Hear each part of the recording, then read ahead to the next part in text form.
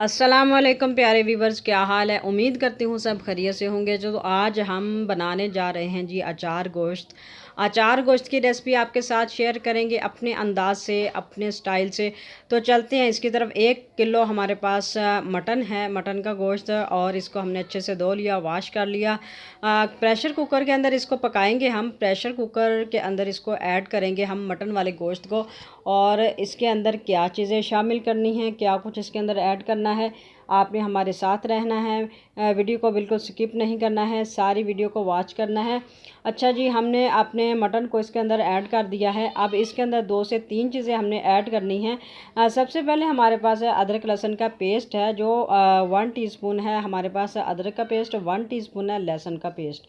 दोनों चीज़ों को हमने शामिल कर दिया। इसके साथ ही हमारे पास कुछ मसाला है, कह लें 2-3 लौंग हैं, एक छोटा सा मतलब टुकड़ा है दालचीनी का, 2 इलायची हैं छोटी, और 2 से 3 अदद हमारे पास ब्लैक पेपर है ये। और इसके साथ ही हमारे पास 1 गिलास पानी का था, जो हमने इसके अंदर ऐड कर दिया है। थोड़ा सा नमक है, 1/2 टीस्पून, और इसके साथ ही हमारे पास थोड़ी सी हल्दी इसके अंदर ऐड करेंगे और इसको करेंगे मिक्स, ठीक है। और हाँ, आपने नमक का बिल्कुल ख़याल रखना है। अचार गोश्त के अंदर नमक अगर थोड़ा सा भी ज़्यादा हो जाए तो वो कह लें कि ना अचार गोश्त का सत्यानाश फिर जाता है। इसलिए आपने ध्यान से इसके अंदर नमक जो है ऐड करना है। नमक का ख़ास कर ख्याल रखना है आपने। अच्छा, इसको हमने मिक्स कर लिया। अब इसको हम चढ़ाएंगे चूल्हे के ऊपर, प्रेशर कुकर लगाएंगे और इसका वेट देंगे इसके ऊपर। और इसको तकरीबन हमने 15 मिनट के लिए इसको गलाना है, ताकि ये हमारा गोश्त जो है बिल्कुल जो है पक जाए, रेडी हो जाए और टूटे ना बोटी, ठीक है। देखते हैं 15 मिनट हो चुके हैं हमारे माशाल्लाह से। बहुत ही ख़ूबसूरत सा हमारा जो है गोश्त वो गल चुका है। तो देखते हैं, आपको भी दिखाते हैं कि कच्चा तो नहीं है, कहीं चेक कर लेते हैं इसको। नहीं, बिल्कुल भी कच्चा नहीं है, बिल्कुल सॉफ्ट हो चुका है हमारा गोश्त। तो अब क्या करना है हमने आगे। सबसे पहले तो हमने एक ले लेना है, कोई बर्तन या कोई भी आप बॉल वगैरह ले लें, उसके अंदर आपने मटन को निकाल लेना है। और इसकी जो यखनी है आपने वो ज़ाया नहीं करनी है, बिल्कुल भी नहीं। इसको अलग से आपने एक साइड पे रख देना है। और ये हमने जो गोश्त था वो इसको निकाल दिया, एक बर्तन के अंदर इसको रखेंगे पंखे के नीचे, ताकि ये जल्दी से ठंडा हो जाए। जब तक वो ठंडा होता है तब तक हम दूसरी तरफ अपना मसाला जो है इसका वो बना लेते हैं। अच्छा, सबसे पहले हमारे पास 1 कप दही का है, इसको शामिल कर लेंगे। और इसके अंदर हम डालेंगे मसाला जात। जो मसाला जात हमने डालने हैं वो इसी के अंदर ऐड करेंगे, ठीक है। सबसे पहले हमारे पास है 1/2 टीस्पून धनिया पाउडर, और 1/2 टीस्पून ही हमारे पास है ज़ीरा पाउडर। इसके साथ ही हमारे पास है थोड़ी सी, कह लें कि थोड़ी सी बिल्कुल, ये अचार गोश्त का मसाला। ये तकरीबन 1 चम्मच बनता है, अगर देखा जाए तो इतना सा है, बस ज़्यादा नहीं ऐड करना है। तो इसके साथ ही हमारे पास थोड़ी सी दरदरा सी मिर्च है, जो इसका हमने सिर्फ टच दिया है, ज़्यादा इसके अंदर ऐड नहीं करना है। तो हमारे पास है थोड़ा सा हमारे पास है पाउडर जायफल का, और दूसरे तरफ हमारे पास थोड़ा सा पाउडर है जवतरी का, ठीक है। इसके अंदर हमने ऐड कर दिया। और लीमू का यानी कह लें 1 टीस्पून जो लीमू का रस था वो इसके अंदर ऐड कर दिया है। और इसको हमने इसकी मिक्सिंग करनी है अच्छे से, ताकि ये जो सारे मसाले हैं यकजान हो जाएं। ये देखें माशाल्लाह से एकदम ये तैयार हो चुका है हमारा मसाला। और अब इसके अंदर हम ऐड करेंगे हमारा गोश्त, जो बिल्कुल ठंडा हो चुका है। तो इसको हम इसके अंदर ऐड करेंगे और इसको मिक्स करेंगे अच्छे से। मिक्स कर लें। इसको मिक्स करने के बाद इसको तकरीबन हम आधा घंटा या फिर 1 घंटा तकरीबन इसको छोड़ेंगे। अगर आपके पास टाइम है तो आप 1 घंटे के लिए इसको छोड़ दें फ्रिज में, अगर नहीं है तो आप आधा घंटा छोड़ के इसको आप बना सकते हैं। अच्छा, इस सबसे पहले दूसरे स्टेप पे ये होता है कि अगर मैं जो है ना अपने हिसाब से ये अचार गोश्त बना रही हूँ अपने यानी स्टाइल से, तो मैं इसमें डालूँगी, ऐड करूँगी प्याज को, ठीक है।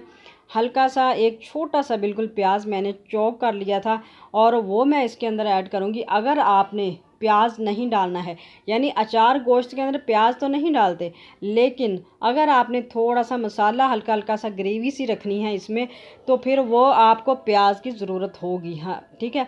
तो अगर आपने नहीं डालना है तो आपने बिल्कुल मतलब भुना हुआ आपने खाना है, तो फिर आप अकेले गोश्त को ही उसी तरह से आप बना लें। इसके अंदर हल्की सी आंच पे इसको पकने दें, जब पक जाए तो इसको भून के थोड़ा सा हल्का सा घी ऐड करके इसको बस बना लें, ये बिल्कुल रेडी हो जाएगा। अच्छा, मैंने इसके अंदर छोटा सा एक प्याज लिया है, ठीक है। छोटा सा प्याज लेके मैंने इसको चॉप कर लिया था, और इसको मैंने अच्छे से फ्राई कर लेना है। हल्का हल्का नहीं ब्राउन करना, बल्कि थोड़ा सा ज़्यादा ब्राउन कर लेना इसको, ठीक है। थोड़ा सा हमने मतलब कह लें हाफ़ टी स्पून से भी कम हमने सुरख मिर्च पाउडर इसके अंदर ऐड कर दी है। और इसके साथ ही हमारे पास सब्ज़ मिर्चें थी तकरीबन 6 से 7 अदद, ठीक है। इसके अंदर वो भी मैंने चॉप कर ली, और ठीक है, वो भी इसके अंदर हम ऐड करेंगे। और हल्का सा टच दिया है दरदरा मिर्च का, थोड़ा सा, बस ज़्यादा नहीं। तो ये सब्ज़ मिर्चें भी हमने ऐड कर ली। अब क्या करेंगे, इसको हमने अच्छे से भून लेना है, इसका मसाला हमने अच्छे से भूनना है। थोड़ा सा हमने लहसुन का पेस्ट, थोड़ा सा बिल्कुल हाफ़ टी स्पून से भी कम है जो पेस्ट हमने इसके अंदर ऐड कर दिया है, अकेला लहसुन का, अदरक का नहीं। तो इसको हम भूनेंगे अच्छे से जब तक ये बुनाई हो जाती है। फिर मैं आपको बताती हूँ आगे इसके अंदर हमने क्या चीज़ शामिल करनी है। तो ये देखें मसाला हमारा बिल्कुल रेडी हो चुका है। अब इसके अंदर हमने देखें, इसके अंदर हमने अपना गोश्त जो आधा घंटा हमने छोड़ा था, आधा घंटे के लिए फ्रिज में, तो ये हमने इसको इसके अंदर डाल दिया है, और अब इसको पकने देंगे हम। अच्छा, जो हमारे पास यखनी थी ना, इसकी जो निकली हुई थी, तकरीबन वो आधा ग्लास या पौना ग्लास है, वो भी इसी के अंदर हमने ऐड कर देना है, ताकि ये जो फ्लेवर है इसका वो सारा इसी के अंदर रहे, वो हम इसको ज़ाया नहीं करें, क्योंकि सारा जो मतलब असर है इसका वो तो यखनी में है ना, तो इसीलिए हमने उसको ज़ाया नहीं किया है, वो इसी के अंदर ऐड कर देंगे। अगर आपने ऐड नहीं करना है यखनी को तो आप मत कीजिए, वो किसी और चीज़ में आप चावल वगैरह में इस्तेमाल कर सकते हैं, या फिर किसी और शोरबे वाला सालन बनाएं उसी के अंदर आप ऐड कर सकते हैं, तो आपकी मर्ज़ी है वो। तो मैंने इसके अंदर ऐड कर दिया है। तकरीबन हम इसको पकने देंगे 15 से 20 मिनट के लिए, दरमियानी सी आँच पे इसको पकने देंगे। फिर इसके बाद आपको दिखाते हैं इसकी लुक कि कैसी बनी है। तो मिलते हैं 20 मिनट के बाद। तो माशाल्लाह से 20 मिनट हमारे कंप्लीट हो चुके हैं। तो ये देखें माशाल्लाह कितनी प्यारी लुक आई है। अच्छा, यहाँ पे मैं आपको बता दूँ, अगर तो आपने इससे भी ज़्यादा यानी कि इसको खुश्क करना है तो आप इसको खुश्क कर लें, वो आपका भुना हुआ जो मतलब मसाला है, वो गोश्त है, वो आपका रेडी हो जाएगा। अगर आपने थोड़ी सी ग्रेवी नुमा रखना है इसको, तो वो आपकी मर्ज़ी है। मैंने इसको सिर्फ यहाँ पे रोक दिया है क्योंकि मुझे इस तरह का ही चाहिए। आपको अगर भुना हुआ चाहिए तो आप इसको बिल्कुल खुश्क कर लें, वो आपका मसाला जो है बिल्कुल खुश्क हो जाएगा सारा, इसके अंदर से जो पानी वगैरह है या जो भी है सारा कुछ खुश्क हो जाएगा। तो ये देखें माशाल्लाह से हमारा जो मटन है वो बिल्कुल रेडी हो चुका है, यूं करके रेडी हो चुका है। तो माशाल्लाह से बहुत ही प्यारा बन गया है हमारा, खुशबू बहुत प्यारी आ रही है। लुक वाइज इसकी देख लें माशाल्लाह से बहुत ही प्यारी बनी है।